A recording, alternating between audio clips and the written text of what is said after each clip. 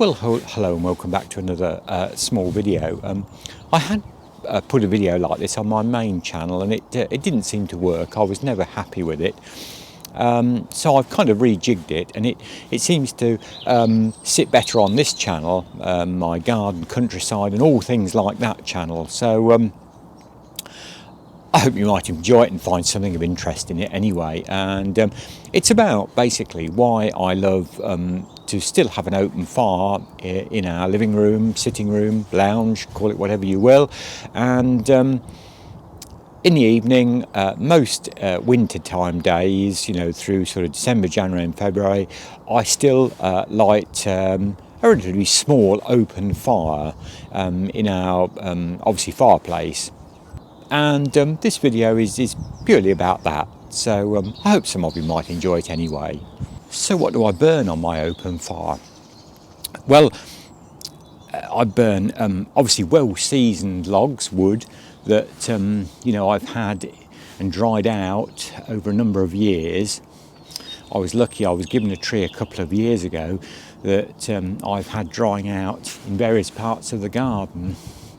And you really want to let your wood dry out really well, air dry it if you can, and keep it as long as you can and let it get as when I mean dry, that's the old sap in the wood that dries from the inside out, and it does take many months for a tree to dry out. And you don't want your wood obviously too wet, because that can mess up a flue very quickly. One thing I will say, if you've got a chimney and you're thinking about having an open fire, obviously the first thing to do is ascertain that the chimney works okay. And I'd always recommend, if you're not competent, to get a specialist in to give you some advice, do a smoke test on the chimney maybe. Also very important, have your chimney swept regularly. I do my own chimney sweeping because when I started my working life, I worked for a small building firm. I did an apprenticeship there, and my boss did a lot of work on flues. He was quite he'd been a plumber and more of a heating engineer, and he did a lot of work on Arga cookers and Rayburns and that kind of equipment, obviously, which need a flue. And we did a lot of repair work on flues, right from lower down right up to the roof level in the chimneys. And being the youngest, being the lad kind of thing, it was often my job. If there was any work needed to be done on the flue, I therefore was taught and showed how to sweep a chimney, and therefore then it became my kind of job to do that. So very important, keep your chimney well swept, and have it certainly swept once a year if you're burning anything that is creating like a carbon soot, obviously even more regularly than that. Coming on to coal, ordinary house coal, as from May 2023 in the UK, you theoretically, it'll be basically banned. You cannot burn house coal anymore on an open fireplace. I haven't burned coal for a number of years now. It's very dirty, it's very sooty. I was finding our chimney this house was built in the 1970s. It's got clay flue liners. It's a proper lined chimney and properly built chimney to accommodate an open fire. But the coal, the soot, used to very quickly form a very sort of like fuzzy deposit on these liners going up the flue, and the chimney isn't very high. It's not got a lot of draw on it at the best of times. And then after sort of 5, 6, 7, 8 weeks, the chimney would start to smoke because there was a certain amount of soot lining the flue already, and it meant sweeping the chimney, and it's very dirty. You get a lot of soot coming out the chimney when you're burning coal, and it creates a lot of acrid smoke when you light the fire, when you make the fire up with coal. So in some ways it's a good thing maybe that we are getting out of this burning coal on open fireplaces and any appliance like that. So what do I burn now? Well, I thought I'd show you, and this is some fuel I've got here. This is a hard ovoid or oval smokeless fuel, and this is called Taybrite. That's Taybrite, Taybrite, and it's a registered smokeless fuel. You can use it in smokeless zones and that kind of thing. It's quite hard, dense smokeless fuel. A lot of people might think, you have trouble lighting this. Well, a little bit further on in the video, I'll show you of me lighting a fire with this. It's very easy. I find it gets going pretty quickly. It does give an awful lot of heat out. You don't need an enormous, you don't want to sort of bank the fire up with it too much, because it is a very, very hot fuel. You can use this on multi-fuel stoves like room heaters and that kind of thing as well, and cookers as well. So a very useful fuel, a very hot fuel, as I say, and I find this quite easy to light. And as I say, that's called Taybrite. So that's what I use. I buy it in 25 kilo sacks. We have it delivered from a local coal merchant. It is quite expensive. It's a lot more expensive than house coal, but it's cleaner. With this, you kind of just get a brown dusty deposit left up the flue. It doesn't actually give you black carbon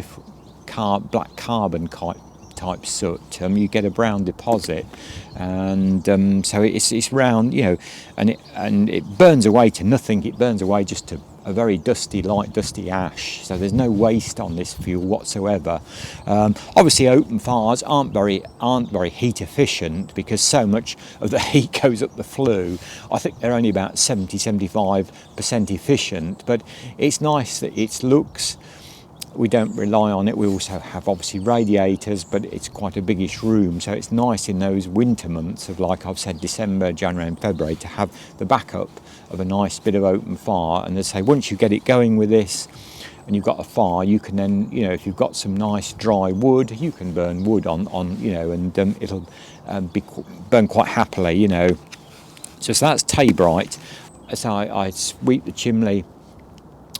Certainly in when we start fires in the early winter, I've made sure the chimney is swept, and then I get a little hand brush every 3 or 4 weeks and just clean up as far as I can reach around the top of the fire back onto the first flue liner, and just brush it down and make sure it's nice and clean up there. And it's very easy, and open fires look lovely, and they are great. So now I'll move on and show you me actually lighting the fire with some of this Taybrite. So I place my one fire lighter on the fire grate, and then get my kindling and place on top of the fire lighter. I use quite a little bit of kindling because, like I say, I've got it. It's this is old fence post and fence panel, which has been really dry. It's been really dry, kept in the dry, and I chop it up then, and it makes great kindling to light the fire. And just place that on the fire lighter, and it's as simple as that, really. And as I say, then it's a question of just lighting the fire lighter. I like to just light that, and just to let it get going a little bit before I put any of the Taybrite on, because it's quite a heavy fuel, so it's nice just to get that lit like that. And there we go. So now, like I say, what I'll do, I'll start placing the Taybrite over my kindling, and I have no doubt that will, light dead easy. There we go. As I say, just putting the Taybrite on over the kindling now, and there's enough kindling there, and the fire lighter will set the kindling alight, and within 30 minutes you'll have a very good fire there. As you can see, typical again, I haven't got gloves on. You might want to put gloves on to do this. My hands are, quite tough. But really you should put gloves on if you're touching this kind of fuel, to be honest. and it's as easy as that. It isn't difficult, you know. As I say, I find it doing it like this, it lights pretty easy. And then you can see here we move on. We've moved on a few minutes, and the kindling is now well alight. And obviously, then that catches the fuel, you know, and then you've got a good fire in next to no time, really. As I say, dead easy doing it this way, I find. And this is just, you know, moving on, you know, through the minutes kind of thing. And as I say, you can see how quickly, and you don't get a lot of smoke. All the smoke is, and then here we are, you know, in 30 minutes. This was exactly sort of 25-30 minutes after. You've got a cracking fire like that with this Tabrite. Absolutely brilliant. So I hope you might have found that interesting.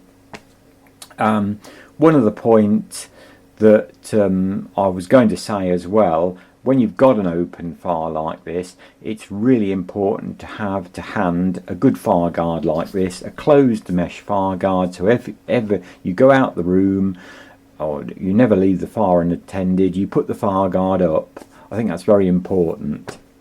Well, as always, thanks for watching. I hope you might have found that of some little bit of interest, and as I say, as always, thank you very much for watching. Please do think about subscribing. It really does help us smaller channels.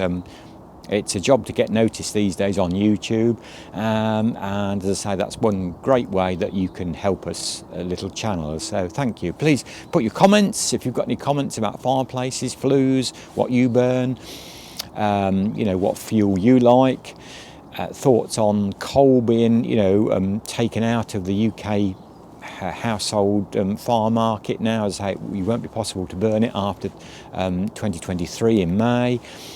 Anyway, as always, thanks for watching, and we'll be back with another video very shortly. And as always, bye for now.